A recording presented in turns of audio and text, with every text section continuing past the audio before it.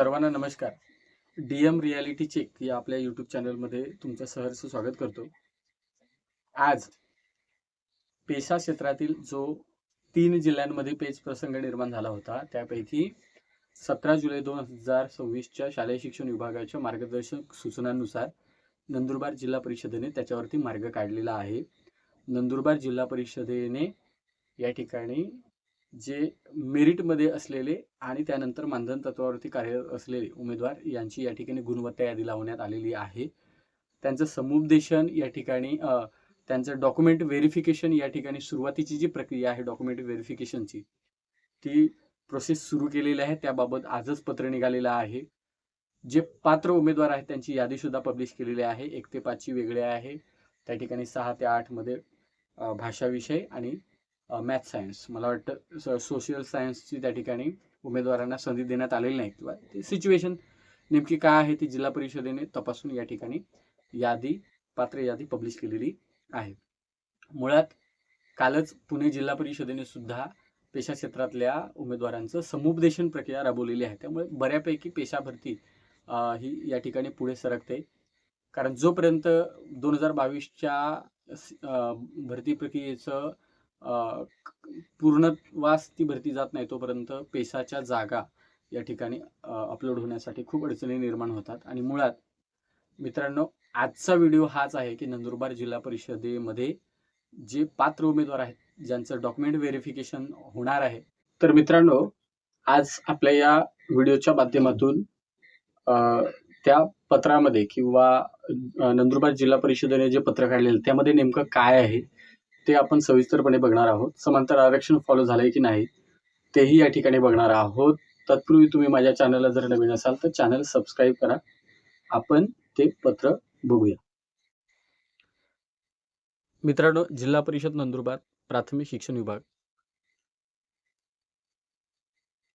30 जुलै 2026 हे जिल्हा परिषद नंदुरबारने या ठिकाणी जे काही सूचना आहेत पेशा क्षेत्रातील शिक्षक भरती 2022 मधील उमेदवारांची मूळ कागदपत्र पडताळणीसाठी उपस्थित राहण्याबाबत या ठिकाणी काय केलेलं आहे, पत्र इश्यू केलेलं आहे. आता हे कोण उमेदवार आहेत, तर सोबत त्यांनी यादी जोडलेली आहे. आता त्या यादीमध्ये नेमके कुठले उमेदवार आहेत ते आपण बघूया की 2022च्या गुणवत्ता यादीतील उमेदवारांची समांतर आरक्षणानुसार नंदुरबार जिल्ह्यातील पेशा क्षेत्रात शिक्षण सेवक पदावर भरतीसाठी पात्र उमेदवार. मुळात ही 2022-23 ची शिक्षक भरती आहे. 2025 मधील ही भरती नाही आहे किंवा हे उमेदवार नाही आहेत. या ठिकाणी त्यांनी संदर्भ 22 ऑगस्ट 2023 त्यानंतर 17/7/2026 शालेय शिक्षण विभागाचं जे काही पत्र आहे त्याचं या ठिकाणी रेफरन्स घेतलेला आहे. त्यांचं म्हणणं आहे की उपरोक्त जे संदर्भीय विषय आहेत त्यामध्ये शालेय शिक्षण विभागाने वित्त विभागाच्या परवानगीनुसार रिक्त पदांची 80% पदे भरण्यास परवानगी देण्यात आली आहे. हे सगळी भरती प्रोसेस शासनाने दिलेल्या परवानगी विचारात घेऊन आम्ही करतोय. त्यानंतर प्राथमिक जिल्हा परिषद नंदुरबार म्हणजे शिक्षण विभाग जो आहे त्या अंतर्गत पेशा क्षेत्रातील शिक्षक भरती प्रक्रियेतील उमेदवारांची कागदपत्र पडताळणी अंती पात्र अपात्र उमेदवारांची यादी ही 15/10/2023 रोजी प्रसिद्ध करण्यात येऊन सदर यादीवर आक्षेप 17/10/2023 अखेर मागवण्यात आले होते. परंतु सदर पेशा क्षेत्रातील पदभरती सुप्रीम कोर्टामध्ये स्थगिती दिल्याने अंतिम यादी प्रसिद्ध करण्यात आलेली नव्हती. आणि त्यामुळे जे पेशा क्षेत्रातील पदभरती जी होती ती थांबली होती.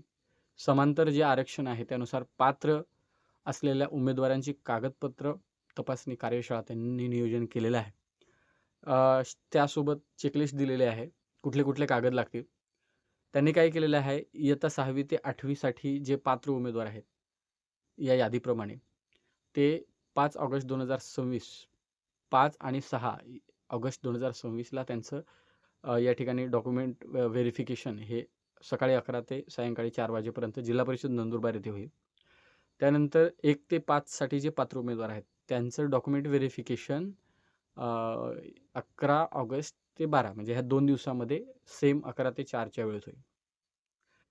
तसेच कंत्राटी मानधन तत्वावर कंत्राटी व मानधन तत्वावरती नियुक्ती देण्यात आलेल्या 103 उमेदवारांपैकी उर्वरित उमेदवारांनी सोबतच्या विहित दिनांकास विहित वेळी विहित ठिकाणी उपस्थित राहा. म्हणजे या 103 पैकी 13/8/2026 रोजी 11 ते 4 या वेळेत त्यांनी पण जिल्हा परिषदेला उपस्थित राहायचं आहे.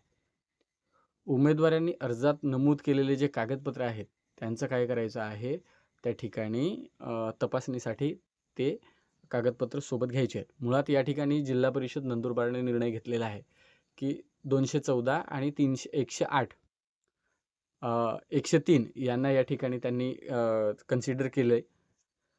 तुम्हाला हा जो समोर दिसतोय कागदपत्र तपासणी फॉर्म, त्याच्यावरती तुमचं स्वतःचं नाव लिहायचं आहे, संपर्क नंबर लिहायचा आहे. 2022चं जे काही मार्कशीट आहे टेटचं ते तुम्हाला लागेल. सद्यस्थितीत कार्यरत तपशील, जर तुम्ही पवित्र पोर्टलच्या माध्यमातून इतर जिल्ह्यांमध्ये जर तुम्ही कार्यरत असाल तर त्याचा तपशील इथं द्यायचा आहे. 3 सद्यस्थितीत कार्यरत कार्यालयाचा पत्ता, म्हणजे तुम्ही ज्या जिल्हा परिषदाच्या अंडरमध्ये काम करताय त्या जिल्हा परिषद आणि पंचायत समितीचा इथे द्यायचा आहे. 4थ्या मुद्द्यामध्ये तुमचं जात प्रमाणपत्र, जात वैधता प्रमाणपत्र आहे कसं आहे ते, दिव्यांगाचं प्रमाणपत्र असेल तर ते द्यायचं आहे. जन्मतारखेचा पुरावा म्हणून SSC किंवा LC प्रमाणपत्र तुम्हाला जोडायचं आहे. शैक्षणिक कागदपत्र, जे व्यावसायिक कागदपत्र आहे ते तुम्हाला सोबत घ्यायचं आहे. D.Ed, B.Ed गुणपत्रक असेल, प्रमाणपत्र, B.Edचं गुणपत्रक, प्रमाणपत्र, TET पेपर 1, TET 2 किंवा CTT 1 किंवा 2चे प्रमाणपत्र, गुणपत्रक लागतील. प्रकल्पग्रस्त म्हणून तुमची निवड झाली असेल पात्र यादीमध्ये तर तुम्हाला प्रकल्पग्रस्त दाखला असेल. पेशा क्षेत्रातील रहिवासी दाखला तुम्हाला मात्र लागेल. अधिवास प्रमाणपत्र लागेल आणि MSCIT संगणक प्रमाणपत्र. लहान कुटुंबाचं प्रमाणपत्र आपल्या टेलिग्राम चॅनलला मी परत टाकेन. आणि इतर जे काही तत्सम तुम्हाला आवश्यक असलेले कागदपत्र या ठिकाणी काय करायचे आहेत, तुम्हाला घेऊन जायचे आहेत, ओरिजिनल कॉपी. त्यानंतर त्या ठिकाणी तुम्हाला झेरॉक्सचं जे काही सेट आहे तो तुम्हाला घेऊन जावा लागेल. तुम्हाला हे व्हेरिफिकेशन जे आहे, डॉक्युमेंट व्हेरिफिकेशन, हे 5 तारखेपासून सुरू होईल. 5, 6, 11, 12 आणि 13 तारखेला. तर अशा पद्धतीने त्या ठिकाणी काय होणार आहे, समुपदेशन या ठिकाणी डॉक्युमेंट व्हेरिफिकेशन प्रक्रिया ही पार पाडली जाणार आहे. आता याच्यामध्ये कोणाची निवड झालेली आहे ते आपण बघूया. या ठिकाणी 2022च्या टेटच्या गुणवत्ता यादीतील जे उमेदवार आहेत त्यांचं समांतर आरक्षणानुसार या ठिकाणी यादी पब्लिश केली. समोर दिसते ती 6वी ते 8वीची आहे. यामध्ये 142 हा हायेस्ट स्कोरवाला उमेदवार आहे. त्याला भाषा विषयामध्ये तो आहे आणि त्याला त्या ठिकाणी मिळालेलं आहे. म्हणजे सर्वसाधारण जे भाषा विषयाचं जे मेरिट आहे ते या ठिकाणी जे लागलेलं आहे ते सद्यस्थितीमध्ये या ठिकाणी भाषा विषयाचे त्यांनी 17 उमेदवार घेतलेले आहेत आणि त्यांना या ठिकाणी पात्र ठरवलेलं आहे. त्यानंतर 6वी ते 8वीचे हे 1 ते 6 ज्यामध्ये अंशकालीन जे काही समांतर आरक्षण आहे ते मिळाले नाहीत उमेदवार, म्हणून त्या ठिकाणी त्यांना उर्वरित यांना डायरेक्टली कन्वर्ट करून त्या ठिकाणी संधी देण्यात आलेली आहे. त्यानंतर दुसरं समांतर आरक्षण जे खेळाडू आहे ते खेळाडू उमेदवार जे मिळाले ते घेऊन त्यातही काही मिळाले नाहीत आणि म्हणून त्या ठिकाणी सर्वसाधारण उमेदवारांना त्या ठिकाणी संधी देण्यात आलेली आहे. दुसरी आहे मॅथ सायन्सची. यामध्ये मॅथ सायन्स 130 पासून मेरिट लागलेलं आहे. यामध्ये त्यांनी जे उमेदवार आहेत त्यांना या ठिकाणी घेतलेलं आहे आणि जे अंशकालीन रिझर्वेशन आहे, खेळाडू रिझर्वेशन आहे, ते उमेदवार न मिळाल्यामुळे त्या ठिकाणी त्यांनी कन्वर्ट त्या ठिकाणी घेतलेलं आहे. मुळात कन्वर्ट राऊंड म्हणजे पवित्र पोर्टलला ऑलरेडी कन्वर्ट राऊंड झालेलं आहे. ही भरती तीच असल्यामुळे त्या ठिकाणी कुठलीही अडचण येणार नाही कन्वर्ट जागा करायला, कारण ऑलरेडी शासनाने परवानगी दिलेली आहे. 1 ते 5चं मेरिट जे आहे 136 जे जयेश वसावे सर आहेत त्यांच्यापासून मेरिट लागलेलं आहे आणि या ठिकाणी जे मेरिट आहे ते लावण्यात आलेलं आहे. यामध्ये सुद्धा जे आत्ता सद्यस्थितीमध्ये मानधन तत्त्वावर कार्यरत आहेत त्यांचंही या ठिकाणी मेन्शन करण्यात आलेलं, कारण ते मेरिटमध्ये होते. जे मेरिटमध्ये आहेत त्यांचीही सुरुवातीला यादी त्या ठिकाणी लावण्यात आलेली आहे. आता या ठिकाणी मित्रांनो काय झालेलं आहे की ही जी यादी आहे ती यादी टेट 2022च्या गुणांकनानुसार लावण्यात आलेली आहे. 1 ते 5 मध्ये अंशकालीन उमेदवार न मिळाल्यामुळे त्या ठिकाणी लगेचच्या लगेच त्यांनी कन्व्हर्ट केलं. खेळाडू मिळालेले नाहीत. शेवटचा जो उमेदवार आहे तो रमेश वसावे सर जे आहेत, त्यांचं या ठिकाणी सिलेक्शन झालेलं आहे खेळाडू उमेदवार न मिळाल्यामुळे. आणि अशा पद्धतीने ऑलमोस्ट त्या ठिकाणी मेरिट 1 ते 5चं लावण्यात आलेलं आहे, 6 ते 8चं लावण्यात आलेलं आहे. जे उमेदवार सध्या मानधन तत्त्वावर कार्यरत आहेत परंतु ते गुणवत्ता यादीत आहेत, त्यांनाही गुणवत्तेच्या आधारे संधी देण्यात आलेली आहे. आणि त्यामुळे सद्यस्थितीमध्ये तरी नंदुरबार जिल्हा परिषदेचा तिढा सुटताना दिसतोय.